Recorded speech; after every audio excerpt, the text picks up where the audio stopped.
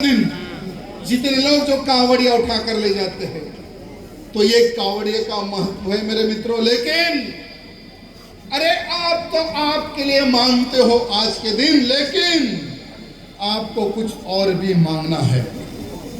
भगवान बोले कि ये मांगना है आपको, हे भगवान मेरे भारत देश पर जो संकट मंडरा रहा है, उस संकट को दूर करने की मुझे शक्ति दे।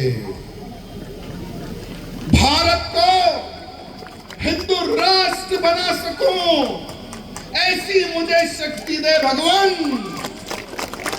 और आज मेरा जन्म इस छत्तीसगढ़ की पवित्र धरती पर हुआ है। इस छत्तीसगढ़ की पवित्र धरती पर जब तक एक आखिरी में जो बसता है ना, जो धर्मांतरण करता है, जब तक उसको उखाड़ ना फेंक दूं, जब तक मैं चैन से ना बैठूं, ये मुझे शक्ति दे भगवान। ये हमें भगवान भोले जी से प्रार्थना करनी है। आज हमारे इस छत्तीसगढ़ की पवित्र धरती पर धर्मांतरण का जाल किस प्रकार से फैलते जा रहा है, मुझे बोलने की आवश्यकता नहीं है। छत्तीसगढ़ का हर वो नौजवान जानता है। अगर छत्तीसगढ़ में जिस प्रकार से धर्मांतरण जो तेजी से फैलते जा रहा है, अगर इसी प्रकार से तेजी से छत्तीसगढ़ में धर्मांतरण अगर फैलता गया, तो आने वाले समय में कोई कावड़ उठाने के लिए नहीं बचेगा। क्योंकि धर्मांतरण करने वाले ये पादरी, ये विदेशों से पैसा लेकर एक परिवार को टारगेट किया जा रहा है मेरे मित्रों। एक परिवार को, पहले एक परिवार को टारगेट करते हैं, उसको 10,000 या 20,000 रुपए देते हैं, फिर उसी को ढाल बनाकर दूसरे परिवार को धर्मांतरण के लिए पैसा देते हैं। हर एक गांव के लिए, हर एक जिला के लिए एक पादरी अपॉइंट किया जा रहा है मेरे मित्रों, हिंदुओं का धर्मांतरण करने के लिए। और हमारा हिंदू, हमारा नौजवान फेसबुक और इंस्टाग्राम और ट्विटर पर लगा हुआ है, उसमें ही हमारा हिंदू व्यस्त है मेरे भाई, बिजी है हमारा हिंदू। अरे पूरे के पूरे गांव को ये लोग धर्मांतरण कर रहे हैं मेरे मित्रों, पूरे के पूरे गांव को। क्या इन धर्मांतरण करने वालों को सबक सिखाने की आवश्यकता है या नहीं है? मैं आपसे पूछता हूं, कैसे सबक सिखाओगे? अगर आप लाठी लेकर मारोगे तो चाहे सरकार किसी भी क्यों ना हो, आपको जेल जाना ही पड़ेगा। चाहे सरकार किसी भी क्यों ना हो, क्योंकि संविधान से सरकार को चलना पड़ता है मेरे मित्रों। संविधान से ऊपर कोई नहीं होता, लेकिन आप लोग धर्मांतरण को रोक सकते हैं मेरे मित्रों।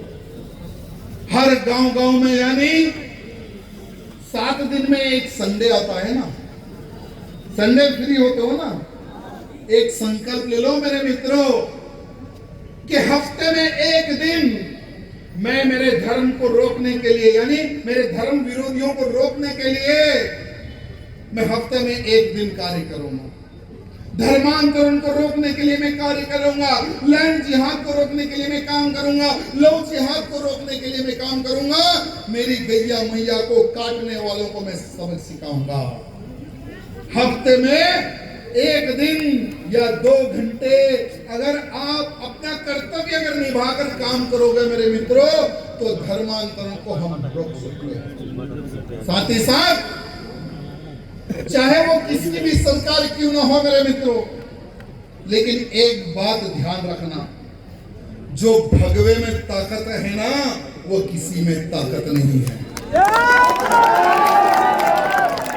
जब तक ये भगवे को आप आपके छत्तीसगढ़ में खड़ा करते रहोगे, आपको कोई ताकत हिला नहीं सकेगी मेरे मित्रों। आप सबके सब लोग भाग्यशाली है, क्योंकि यहां पर भगवाधारी सरकार है मेरे मित्रों। आप सबके सब भाग्यशाली है। अरे हमारे तेलंगाना राज्य में भगवाधारी सरकार है क्या? अरे वो समय पर बीआरएस की सरकार थी, ये समय पर कांग्रेस की सरकार है। आपका भी है भैया। अरे वो समय पर भी धर्मांतरण के खिलाफ, लव जिहाद के खिलाफ, गौ हत्या के खिलाफ लड़ाई करते थे, जेल को जाते थे। 3rd डिग्री हमारे ऊपर यूज किया जाता था। मेरी हाथ की अभी भी नसें काट दी गई कि हाँ, अगर ये ऐसे लोग जिंदा रहेंगे तो वातावरण खराब होगा, लॉ एंड ऑर्डर डिस्टर्ब होगा, तो ऐसे लोगों को मार देना चाहिए।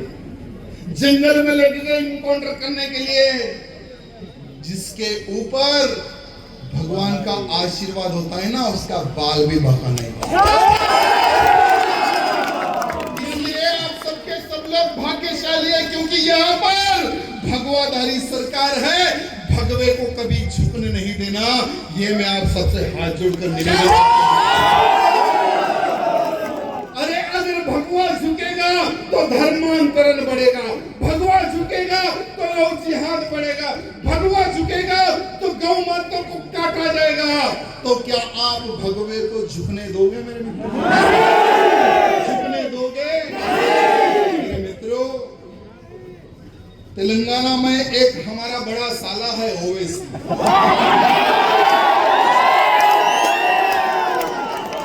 वो क्या कहता है कि हम भारत माता की जय और वंदे मातरम नहीं बोलेंगे। ये एक ओवैसी एक राज्य में नहीं है मेरे मित्र। जैसे मेरा एक मित्र यहाँ पर बार बार एक नारा लगा रहा था, तेल लगाओ डाबर का। वो समय पर एक बाबर था, लेकिन आज हर गली में, हर विधानसभा में, हर राज्य में बाबर की नाजायज औलादे पैदा हो चुकी है।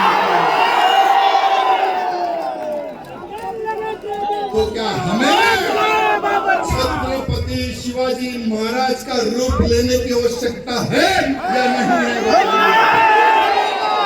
अरे वो समय पर बाबर आया था, अरे वो साला खबर में भी चले गया।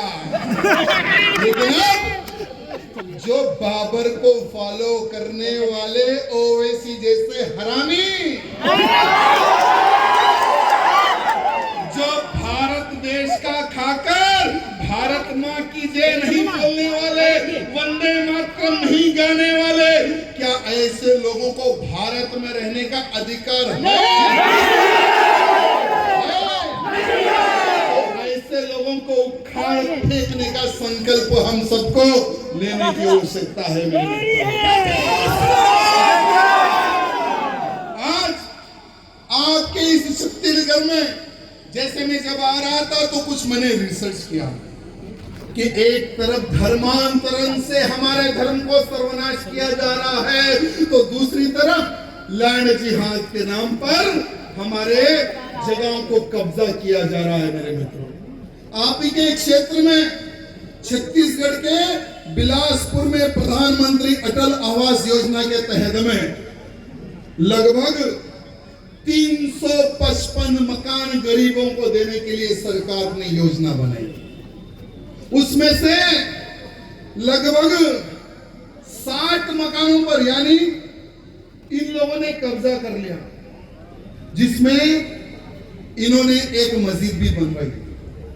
लेकिन मैं धन्यवाद प्रकट करता हूं हमारे हिंदुवादी संगठनों को, जिन्होंने जब उन मकान पर धावा बोला तो चौंकाने वाली बात सामने आई। मेरे मित्रों, चौंकाने वाली बात सामने आई कि लगभग 400 से अधिक हमारी हिंदू बहन बेटियों की तस्वीरें इनके घरों में मिलती है। किसकी तस्वीरें? हिंदू बहन बेटियों की तस्वीरें मिलती है, और उन फोटोओं के पीछे क्रॉस लगा हुआ होता है, मार्क डाला होता है। यानी इनका क्या टारगेट था? क्या टारगेट था इनका?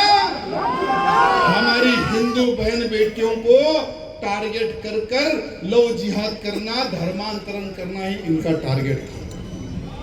मित्रों, मैं हमारे मुख्यमंत्री जी से निवेदन करता हूं कि इसकी सीबीआई इंक्वायरी होनी चाहिए। कौन थे, इनके पीछे और कितने लोग हैं और इनका क्या उद्देश्य था और ऐसी कितनी हमारी बहन बेटियों को इन्होंने फंसाया है। मित्रों, लव जिहाद सिर्फ एक राज्य में नहीं है। लव जिहाद का जो ऑर्गेनाइजेशन है ना, ये सिमी नामक एक आतंकी ऑर्गेनाइजेशन जो कि केरला में स्थापित हुआ।